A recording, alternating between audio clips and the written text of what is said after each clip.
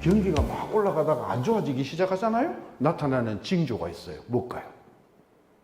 에? 경기가 상승 국면에서 하강 국면으로 방향을 딱 틀면 나타나는 징조가 있다. 혹시 대학에서 경제나 경영을 전공하시고 요거 대답을 못 하시는 분은 막 6개월 휴직계를 내시고 복학을 제가 가르쳐 드릴게요. C컵 만들었는데 안 팔린 걸 뭐라 한다? 재고 어째 된다? 계속 증가해요. 여러분 앞으로 은퇴하시는 그날까지 이 통계청에서 나오는 재고 통계를 유심히 딴 거 다 안 보셨는데 이 재고를 들여다보면 거기에 답이 있어. 왜? 재고가 막 늘어나면 그죠? 사실 경제가 굉장히 안 좋은 거잖아. 그제? 그럼에도 불구하고 경기가 매우 좋은 것 같이 착시 현상을 일으킨다 이 말이에요.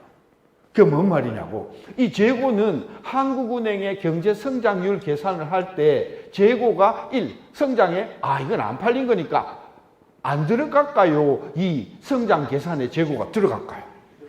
그죠? 이때부터 하드가 작동 안 하는 분이 서서히 나오기 시작할 텐데 이 재고가요 성장에 다 들어갑니다. 그러니까 재고가 막 늘어나도 성장률이 올라가는 그런 웃지 못할 일이 벌어져요. 또 하나요. 이 성장률이라 하는 것은 우리가 절대로 기댈 지표가 못 돼요. 특히 대통령이 이게 성장률 보고 기대시면 안 돼요. 왜? 성장률은 체감 경제하고 상당히 거리가 있어. 왜? 두 번째 이유가 우리나라에는 많은 외국계 자본들이 들어와 있어. 이 외국계 자본들이 우리나라에서 벌어가는 돈은 이거 외국인이 번 거니까 성장에 포함이 안 될까요? 다 포함이 될까요? 다 돼. 다 되는데 야들이 돈을 벌어서 성장은 한국 성장이라고 기록은 잡아놓고 그 번 돈을 쓸 때는 우리나라 쓸까 저 나라 가서 쓸까. 그래서 한 나라가 개방이 되어갖고 외국 자본의 진출을 많이 하면 할수록 국가가 발표하는 성장률과 국민이 피부로 느낀 성장률이 거리가 점점 멀어져 버려요. 대표적인 나라가 싱가포르 나라예요. 싱가포르 엄청 잘 살아요. 1인당 소득이 10만 불이에요. 잘 사는 것 같지? 싱가포르 잘 사는 이유는 간단해. 왜? 싱가포르에는 많은 외국계 은행, 외국계 회사들이 들어와 있어. 그 회사의 임원들은 전부 국적이 네덜란드, 영국, 미국 이런 사람들이야. 얘네들이 연봉이 수십억이야. 그걸 다 싱가포르 국민으로 잡으니까 소득이 그렇게 많이 나오는 거예요. 싱가포르 국민들은 평균적으로요, 공무원을 빼면 소득이 우리보다 못 받아요. 이해가 되세요? 그래. 제가 한국은행에 왔을 때 말입니다. 성장률이 10%였어요. 어마어마하게 좋았어요. 재고 증가율이 20%인 거예요. 재고를 빼니까 마이너스인 거예요. 그럼 경기 좋은 거예요, 안 좋은 거예요? 응? 숫자만 좋은 거잖아, 그제? 그래서 한국은행 조사부가 간도국지 청와대에다가 보고서를 올렸어요. 각하, 성장률은 10%지만 이거 다 헛습니다. 지금 경제가 심각합니다. 재고 덩어리입니다. 통촉하시옵소서. 이렇게 보고서를 올렸다니까. 그 보고서가 청와대 들어가자마자 전화가 온 거예요. 놈이 경제 나쁘다고.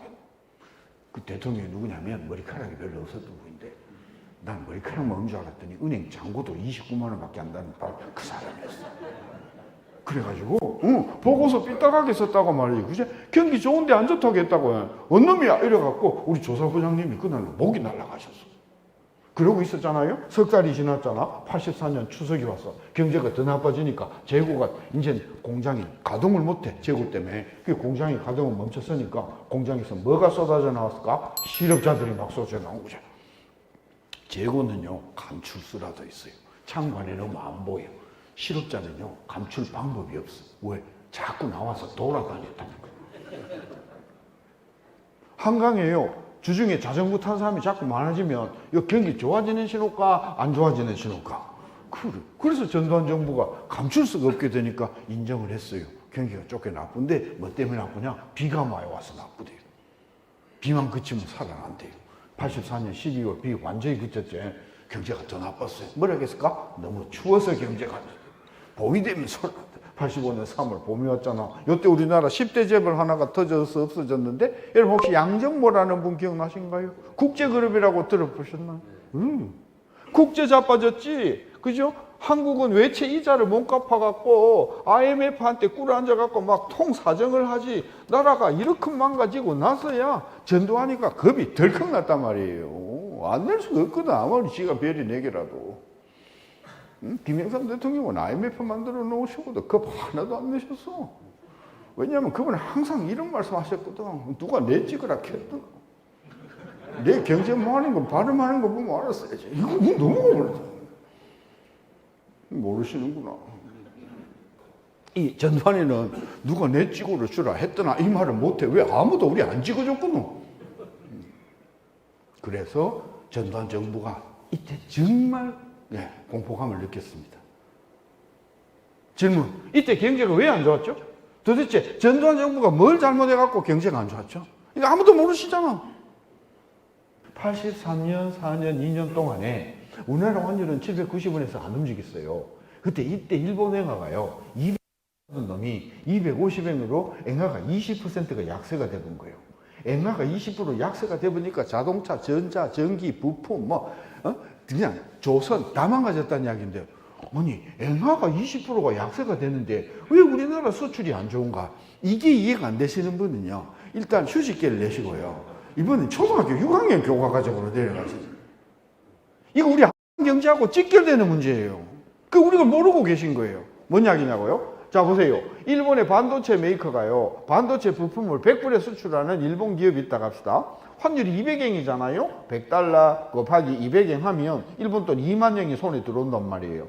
근데 환율이 250엔이 되잖아요? 그럼 100달러 곱하기 250엔 하면 2만 5천 엔이 들어오는 거예요. 그러니까 환율이 올라주니까 일본 놈들이 제품 가격을, 그렇죠?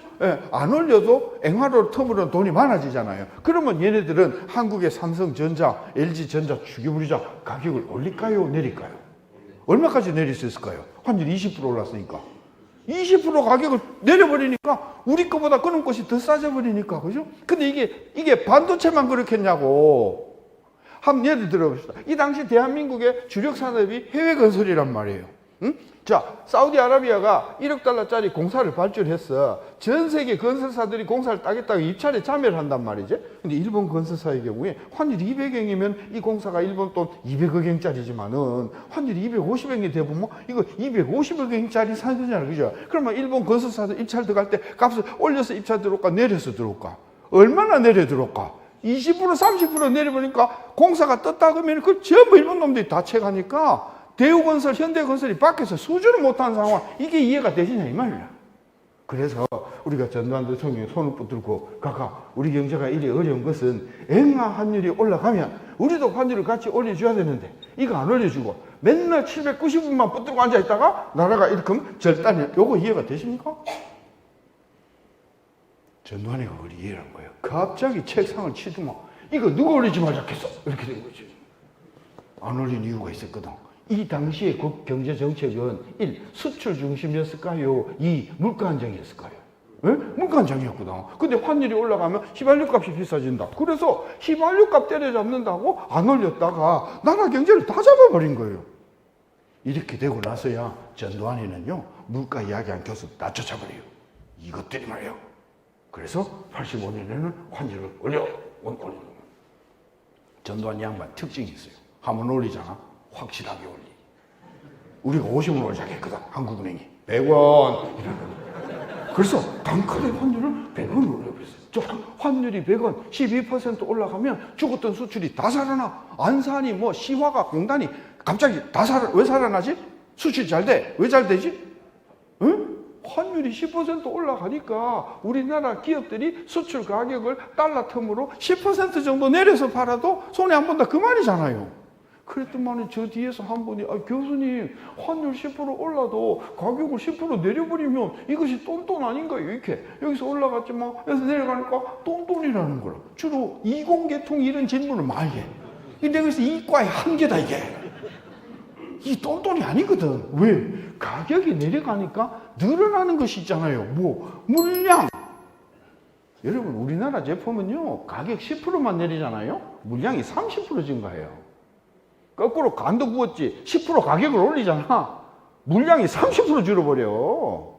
우리나라 제품은요 가격에 매우 민감한 제품들이에요. 지금은 조금 나아졌지만 그래서 환율이 올라가면은 가격은. 근데 이 환율 100원만 해도 대박인데요. 더 큰 대박이 터져버렸어. 뭐 250원 하던 엔화가 190원으로 빠져버렸죠. 30%. 응? 엔화가 30% 빠져보니까 일본 놈들은 값을 어찌해야 돼? 에? 죄송한데 자꾸 일본 놈놈 해갖고요. 혹시 일본 국적을 갖고 계시나 조용히 본국으로 돌아가셨는지.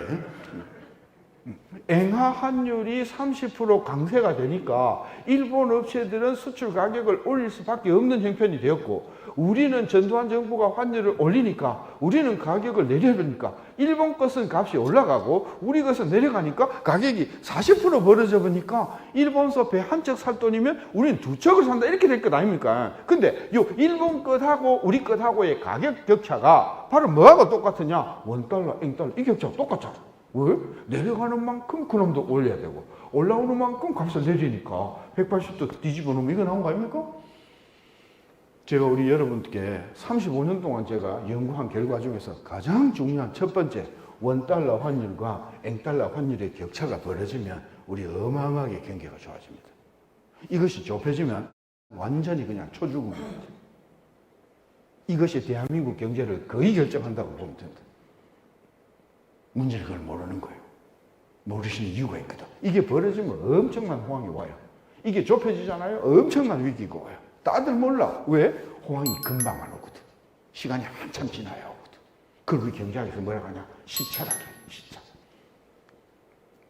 우리 요즘 이제 코로나 바이러스 잘 들어서 아시잖아요. 코로나 바이러스가 몸에 들어오면 바로 그날로 즉시 발병한다 합니까? 조금 있다 한다 합니까? 얼마나 있다 한다 합니까? 예? 빠르면 7일, 늦으면 2주잖아요. 그렇죠? 그걸 우리 뭐라 불러요? 예? 잠복기, 인큐베이션 피리어드라고 하잖아요. 그죠? 우리 경제학에서 그것을 시차라고 해요. 우리 경제학에서 뭐라고 한다고요? 시차예요. 여러분, 모든 나라의 경제 정책을 내놓으면 효과는 1. 당장 나타난다. 한참 뒤에 나타난다. 한참 뒤에 나타난다. 그걸 우리 시차라고 한다. 시차가 얼마냐고? 그게 중요하잖아요. 1년이에요. 1년이에요. 왜 1년이나 걸리냐고요? 보세요. 환율이 800원 하던 환율이 1200원이 되었어요. 엄청 환율이 올라갔죠. 수출 대박, 안산 대박, 그죠? 시화공단 대박이야. 근데 그 대박이 금방 안 온다니까? 한참 뒤에 오지? 왜 그러냐고? 환율이 50% 올라가면은 우리나라 수출 기업들이 가격을 웃잔다고요? 좀 내린다고요? 내리는데 어제 환율이 올라갔다고 오늘 가격은 못 내리잖아요. 왜? 어제 환율이 올라갔다가 오늘 가격을 내렸더니 내일 자고 있나니까 환율이 다시 내려가 버렸네? 그러면 가격을 또 올려야 되잖아요. 그렇게 못 하거든. 왜? 환율이 올라와서 떨어지지 않는다 하는 확신이 생길 때까지는 섣불리 가격 못 건드리잖아. 맞죠? 예를 들어서 어저께 남편께서요, 동창회를 가셔갖고요, 30년 만에 동창을 만났다고 막 술이 떡이 돼가지고 막 토하고 막 난리를 치었어. 그래서 30년 같이 살던 부인이 말이야, 세상에 이런 주정뱅인지 몰랐다고 말이야. 당신하고는 다시는 사는가 봐라 하고 부인이 문을 칵 차고 나갔다고. 그 다음날 즉각 남편이 재혼을 서두를 수는 없잖아요. 왜요? 에? 안 들어오는 게 확실해야 될 거 아니냐고. 그래서 환율이 올라갔다고 수출 기업들은 당장 즉각 가격을 야 임마 좀 지켜봐. 환율이라는 게 원래 올라가고 내려가고 하는 거야. 그래서 한참 지켜봤더니 환율이 안 떨어져. 확신이 생겼어. 그러면 가격을 내려볼까? 얼마나 내릴까? 요게 또 쉬운 문제가 아니란 말이에요. 왜? 환율이 올라가면은요, 외국에서 수입하는 원자재 값이 올라간다니까? 환율이 올라가면요, 일본서 빌린 돈 차고 한 20억에 대한 이자 부담이 커져버려요. 그러니까 환율이 올라가면은 수입하는 재료비도 올라가고 금융비용도 올라가기 때문에 원가 상승 요인도 같이 따라서 올라가기 때문에 그걸 계산을 잘 하고 가격을, 그래야 그 시간이 한참 걸린단 말이에요. 그래서 환율이 50% 올랐지만은 가격은 20% 시간이 또 올랐다. 근데 가격이 20% 내렸다고 해갖고 바로 그날부터 장사가 잘 되는 것도 아니잖아요. 왜 그러냐고? 내 예를 들어서 렉스톤을 사갖고 1년 탔는데 산타페가 너무 안 팔리니까 50% 싸게 판대. 아니 50% 싸게 판다고 산지 1년도 안 되는 차를 그냥 즉각 폐차 처분하고 팔아버리고 새 차 사시지는 안 하잖아. 왜? 제품이라는 게 수명이라는 게 있잖아요. 결혼이 그렇잖아요. 뭔 이야기냐고. 아니 우리가 결혼식을 올릴 때는 지구상에 더 괜찮은 부인은 도저히 찾지 못한다는 확신이 있었기 때문에 결혼식을 올렸잖아요. 근데 1년도 안 돼갖고 더 괜찮은 여자 생겼다고 여보네 아무래도 그때 잘못 판단한 것 같으니까 그건 아니잖아요. 그래서 우리가 수명이라는 게 있고요. 그 다음에 또 철판을 수입해가지고 자동차 부품을 만드는 공장은 필요한 철판을 그날 사서 그날 쓰고 이렇게 나갑니까? 6개월치, 1년치, 2년치 미리 다 해두냐고요. 원료 확보 차원에서. 그러므로 포스코가 철판 가격을 20% 오늘 내립니다 라고 했을 때 이미 사갈 만한 사람들은 웬만큼 몇 년치 쓸 걸 다 사놨기 때문에 내 거 팔아먹으려면 그 계약이 다 소진될 때까지는 내 거 안 팔린다 그런 이야기잖아요. 그러므로 시차가 발생하는 것이 그러하다고 하면 경공업 제품하고 중화학공업 제품을 비교하면 어디가 시차가 짧을까요? 기기 같은 것은요, 한번 사시면 20년 쓰십니다. 빼빼로 한 통 들고는요, 절대로 20년 못 드세요. 그래서 대한민국의 지도가 있잖아요. 여기 중화공업 중심지, 경공업 중심지잖아요. 환율이 올라가면요, 시가공단이 먼저 막 불이나 사람을 구할 수가 없어요, 여기는. 근데 울산 가보면 우리는 무슨 이야기인지 모르겠다 이런 이야기나 환율이 내려가지요. 시가공단에 그냥 문 닫는 가게가 막 생겨나잖아, 그제? 울산 가면 무슨 이야기인지 이해가 되세요? 그래요. 경공업 중심지, 중화공업이 그렇습니다. 그 다음에 중소기업하고 대기업을 비교하면 어디가 시차가 짧을까? 중소기업이 훨씬 짧아요. 대기업이 훨씬 깁니다. 왜? 야, 이번에 환율 얼마 올랐대? 300원 올랐어요. 그러면 소나타 수출 가격을 얼마까지 내렸는지 한번 검토해봐. 이렇게 회장이 지시하잖아요. 그럼 계산해갖고 올라온다. 한 달 걸려요. 중소기업 사장님은요, 커피 한 잔에 담배 2가지 피워보면 계산 끝나요. 왜? 시킬 사람도 없어요.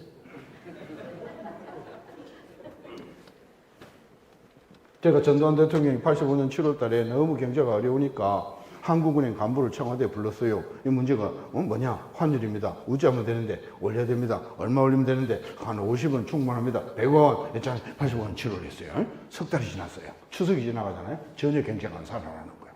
그게 다급하니까 전두환이가 또 한국은행 총재를 불렀어요. 너가 임마 석 달 전에 임마 50원 올리면 된다 했는데 내가 확실하게 100원 올렸는데 석 달이 지났는데 왜 경제가 안 살아나는 거야? 이렇게 된 거예요. 그 총재가 막 쫄아가지고요. 오시자마자요. 과장들 불러놓고 너가 임마 50원만 올리면 된다 했는데 각 한 100원 올렸는데 왜 경제가 안 살아나는 거야 임마 이렇게 된 거예요. 그리고 조사부 과장들이 청와대 갔다 와서 탁 자료실에 들어가 보니까 환율 100원 올리면 수출이 몇백억 달러, 성장률은 몇 프로 이런 연구는 여러 군데서 했는데요. 언제 좋아지는지는 아무도 연구를 안 했어요. 시차 연구를. 그래서 우리 총재가요 대통령 면담 신청해가지고 가서 말씀드렸어요. 각각 좋아지는 건 확실합니다. 손에 장을 지질 수가 있겠습니다. 근데 언제 좋아진지는 모릅니다. 왜? 아무도 시차 연구를 안 했습니다. 이렇게 된 거예요. 대통령이 뭐라고 하시겠어요? 시차 연구를 당신이 하시고. 자꾸 대통령께서요, 시차 연구를 하시라고 하는 총재한테 지시를 하신 거예요. 그 총재가 오시자마자 막 기분이 막 좋아갖고요. 왜냐면 대통령이 뭐 하라고 지시하면요. 그때, 그죠? 이래가지고는 막 과장 모아놓고, 야, 이 시차 연구 누가 할래? 손 한번 들어봐. 했더니 그 잘난 하는 과장들이 말이에요. 손 드는 인간이 없어요. 그냥 삐쩍삐쩍 눈치만 보고 갑자기 우리 총재가요. 누가 나이 제일 어려? 신목사입니다. 만 31입니다. 그럼 네가 해? 그 내가 했다고요. 그래갖고 시차가 1년이다 하는 걸 찾아내는데요. 2년 반 걸려버린 거예요. 그래갖고 2년 반 만에 1년이구나 보고 드리러 갈라 했더니 이미 대통령 바뀌어버렸다는 거예요.